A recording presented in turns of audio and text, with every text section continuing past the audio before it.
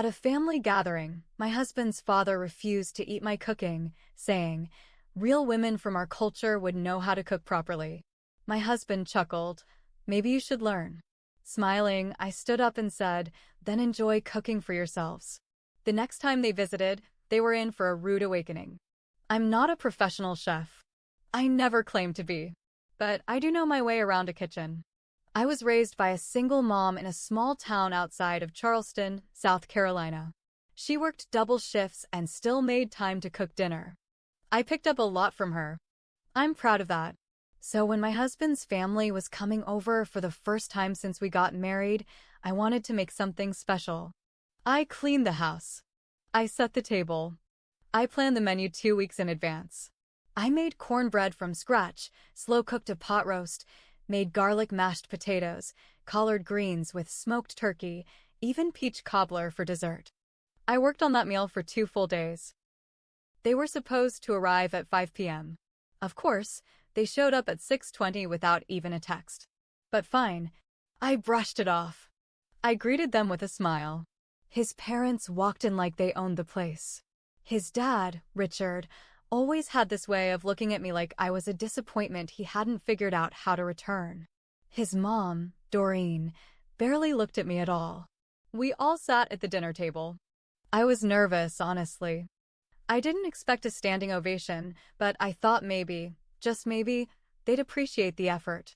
As I started placing food on their plates, Richard looked down at the roast, sniffed, and said with a frown, "Real women from our culture would know how to cook properly." I froze. I thought maybe I misheard. I looked at Mark, my husband, the person who was supposed to have my back. He laughed. Not just a chuckle. A full-on ha-ha-ha laugh. Then he said, "Maybe you should learn." No one else said anything. His mom didn't flinch. His sister looked down at her plate. His brother smirked.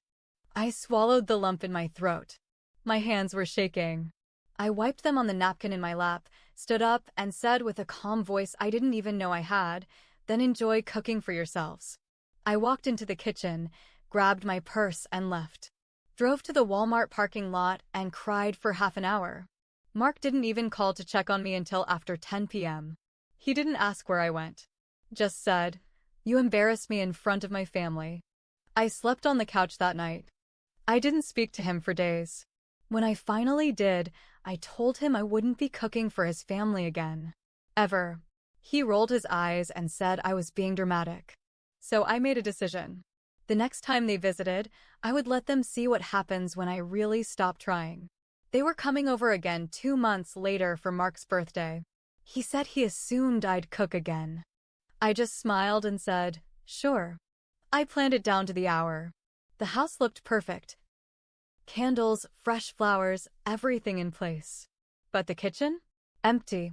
Nothing in the fridge but condiments. Not a single thing prepared. Not a single pan out. Not even paper plates. They arrived at 5:30. All smiles. Mark's mom handed me a cake box from some overpriced bakery and said, "Just in case yours doesn't turn out." I said, "Thank you," and put it straight in the fridge. Then everyone sat down in the dining room. Waiting. Richard looked around. Smells clean. Mark walked into the kitchen and came out confused. "Where's the food?" I smiled and said, "Oh, I assumed you'd all prefer to cook for yourselves. You know, since I don't cook properly." The look on their faces. I could have bottled it. But that's just the beginning. So there we were. My husband's family all seated at the dining table, plates empty, mouths halfway open like they were expecting a server to come out of the kitchen with trays. Mark blinked like he didn't understand what I'd said. Richard was the first to speak. "You're joking." "No," I said. "I figured since my cooking isn't real enough, you'd prefer to make something more culturally appropriate." His mom gave a weak laugh. "But you always cook. That's your role, isn't it?" I tilted my head. Didn't realize I had a role in my own house. Mark got up. "Okay, seriously. What is this?" "This is me respecting your opinions," I said, still smiling. I didn't want to offend anyone again. He looked at me like I'd lost my mind. "You made your point. Now just heat something up." I leaned back against the doorway. There's nothing to heat. They stared. Silence hung in the air like a thick curtain. I turned and walked away. Let them stew. I heard the fridge open, then cabinets, the clatter of pots. But they couldn't make anything. I hadn't bought groceries in a week. I was eating takeout on my own time. It was petty, but it was planned. Mark stormed into the bedroom 20 minutes later. What the hell is wrong with you? Nothing, I said, flipping through a book. You humiliated me. Again. I looked at him, dead in the eye. You humiliated me. In front of your family. You laughed when your dad insulted me. You didn't defend me. You let me cry in a parking lot for 30 minutes and then told me I was embarrassing you. He was quiet, just breathing heavy. You could have said something, but you didn't. And now you want me to serve these people a hot meal like nothing happened. He didn't answer, just turned around and slammed the door behind him. Later that night, Mark's sister knocked on my door. Her name's Tasha. She's the youngest in the family. She's always been a bit more down to earth. She came in holding a bowl of dry cereal. I just wanted to say I'm sorry, she said. About what Dad said last time. And what Mark said. It wasn't right. I blinked. That was the first real apology I'd gotten from any of them. It's fine, I said, not knowing what else to say. It's not, she replied. You were trying to do something nice. They made you feel small. I sat there, staring at her. And then I just started crying. I didn't mean to. It just happened. She put the cereal down and hugged me. And for a second, I felt seen. The next day, I didn't speak to Mark. I left early and stayed out all day. Went to my mom's. Cleared my head. When I got back, Mark was waiting on the porch. You made your point, he said. Loud and clear. Can we move past this? I don't think you get it, I told him. This isn't about just one dinner. He rubbed his face. So what now? You're going to hold it over me forever. No, I said. But I'm not going to pretend we're fine when we're not. A week went by. Things were cold but civil. I kept my distance. I didn't cook, didn't clean anything but my own dishes. Mark tried to act normal, but I could tell he was getting annoyed. Then the twist happened. Mark's boss, his female boss, invited both of us to a work dinner. Some fancy event at a restaurant downtown. His company's senior partners would be there. Big night for him. Mark begged me to come. Said it was important. I agreed. That night, I wore a dress I hadn't worn in years. Did my hair up. Red lipstick. I looked damn good. At the restaurant, I noticed Mark was acting nervous. Not about the dinner, but about me. He kept whispering, just be polite, okay? And don't bring up family stuff. I smiled and said, of course. His boss, a sharp woman named Elise, asked about how we met, how married life was. Mark said, it's great. She's the perfect wife. Amazing cook. Keeps the house running. I just stared at him. Then I said, well, I used to cook. But then his father said I wasn't a real woman because of how I cooked, and Mark laughed. So now I take it easy. Elise blinked. He said that to you? Oh yes, I said. Right in my dining room. And my husband thought it was funny. Mark was mortified. Elise turned to him slowly. That true? He mumbled something and looked like he wanted to disappear. Later that night, Mark exploded in the car. What the hell was that? You made me look like an idiot. You did that to yourself, I replied. You lie about who we are to impress your boss, but treat me like garbage at home. He punched the steering wheel. Hard. You don't know how hard it is being caught in the middle. I'm not your enemy, I said. But if you keep acting like I am, don't be surprised when I start treating you like one. We rode home in silence. Then something changed. Mark started coming home later. I'd ask him where he was. He'd say, working. But his clothes smelled like cheap perfume. I checked our bank account. Big chunks of cash missing. His excuses didn't make sense. I wasn't dumb. Something was going on. And if he thought the dinner stunt was my big move, he hadn't seen anything yet. A few days after that dinner, I stopped asking Mark where he was. I stopped checking the clock when he didn't come home. I stopped looking at my phone when he ignored my texts. Not because I stopped caring, but because I knew. Something in me had shifted. I wasn't trying to fix it anymore. I was watching it fall apart and quietly taking notes. One night, while Mark was working late, I called Tasha. I asked her plainly, "Is Mark cheating on me?" There was a long pause on the other end. I don't want to be in the middle of this, she said. You already are, I replied. I just want the truth. Tasha was quiet again. Then she said, I haven't seen anything, but I heard him talking to someone on the phone. A woman. Not a coworker. He sounded different. That was enough. I waited till the weekend. Mark said he had to go into the office on Saturday. Left at 9 a.m. At 9:40, I drove to his office building. Parked 2 blocks away and waited. At 10:05, I saw him leave the back entrance in jeans and a t-shirt, not work clothes. He got into his car and drove off. I followed. My hands were shaking, heart pounding. He didn't go downtown. He drove to a quiet little neighborhood 15 minutes away. Pulled into the driveway of a beige house with a wind chime on the porch. A woman opened the door. Tall, redhead, maybe mid-30s. In pajamas. She smiled like she'd been waiting for him. They kissed.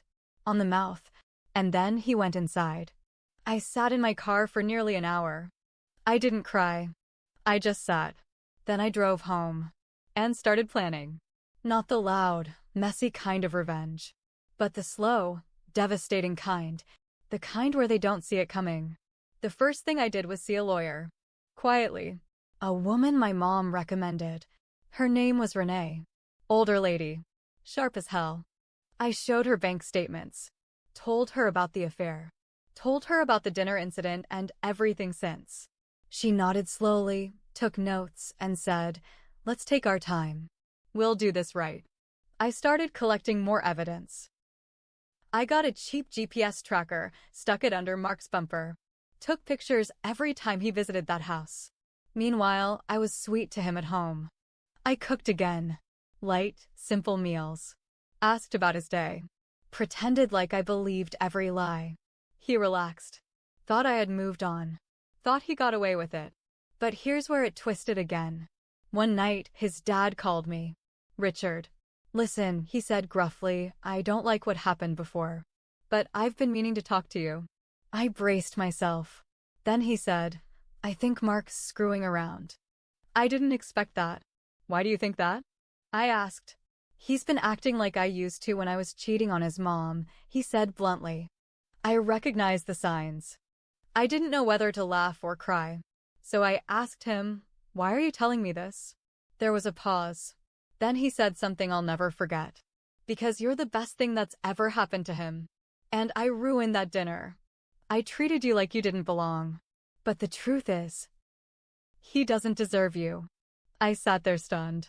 Richard, the man who once mocked my cooking, was telling me I deserved better. It hit me then. This wasn't just about food, or family, or even infidelity. This was about me learning my own worth, and deciding what I was going to do with it. And I was going to use every tool at my disposal. 2 weeks later, I hosted a dinner. This time, I invited everyone. Mark, his parents, his siblings, even his boss, Elise. Said I was planning something special and wanted everyone there. Mark didn't suspect a thing. Trying to show off again, he joked. I smiled. Something like that. He kissed my cheek, not knowing I had already filed the divorce papers. Not knowing his boss would be hearing a very interesting story soon. Not knowing that I had more cards left to play. That's what I call it in my head. It was a Saturday evening. I spent the whole day cooking, not because I forgave them, but because this was a performance. Every dish was perfect. A roast like the one Richard insulted. Fresh greens. Cornbread, mashed potatoes, cobbler for dessert. Just like before. Only this time, with poison of a different kind. Mark helped set the table, completely clueless. Kissed my shoulder like everything was fine. I let him. Just smiled. Watched him walk around like he was king of the house. At 6 o'clock sharp, everyone arrived. Richard and Doreen. Tasha. Elise, his boss, even came. She brought wine. The dining room was full of laughter and polite small talk. Everyone acted like the past didn't happen. like we were just a happy Southern family enjoying a meal. Then I stood up. Before we eat, I said, raising my glass, I just want to say a few things. Mark smiled at me. A toast? Cute. I smiled back. No, not a toast. A truth. The room quieted. Let's talk about what real women are. Richard's face stiffened. Doreen shifted in her seat. Elise raised her eyebrows, intrigued. A real woman, I said, can spend hours cooking and still be told she's not enough. A real woman can be mocked in her own home and still offer you a plate. Mark's smile faded. A real woman knows when she's being cheated on. Dead silence. Mark's fork hit the plate with a sharp clink. I kept going. For the last 3 months, Mark has been sleeping with a woman on Shelford Lane. Blonde. Drives a Honda. Likes cheap wine and wears too much vanilla perfume. Tasha gasped. Doreen went pale. Elise sat back, watching Mark squirm. Mark stood up. What the hell are you doing? I turned to him calmly. Showing your boss the kind of man she promoted. A liar. A cheater. A coward who hides behind his daddy's insults. Elise's face was unreadable. And you, I said, pointing at Richard, called me a fake woman. But at least I didn't raise a spineless man who cheats on his wife and lies to his family. Richard didn't say a word. I looked around the room. Dinner's ready. But you'll have to excuse me. I've lost my appetite. I walked out. That wasn't even the end. The next morning, I handed Mark the divorce papers over breakfast. He didn't say anything. Just stared. You can stay here until the end of the week, I said. Then I want you gone. He tried to fight. Said we could fix it. Cried. Said he loved me. I just looked at him. You loved having a maid. Not a wife. He moved out that Friday. Tasha kept in touch. She even apologized again. Said she respected me more than ever. Richard, to his weird credit, called me. Said he was ashamed. Said watching me take control was like watching a storm roll in. Doreen never said anything. Probably never will. Elise? She didn't fire Mark. But she gave him a demotion a month later. She said it was performance-related. I think she just didn't want to see his face anymore. Me? I started over. I sold the house a few months later, moved closer to my mom.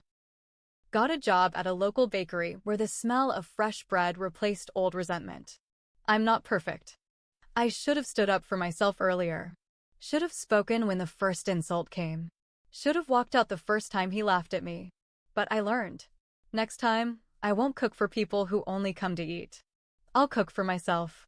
And I'll be damn proud of it.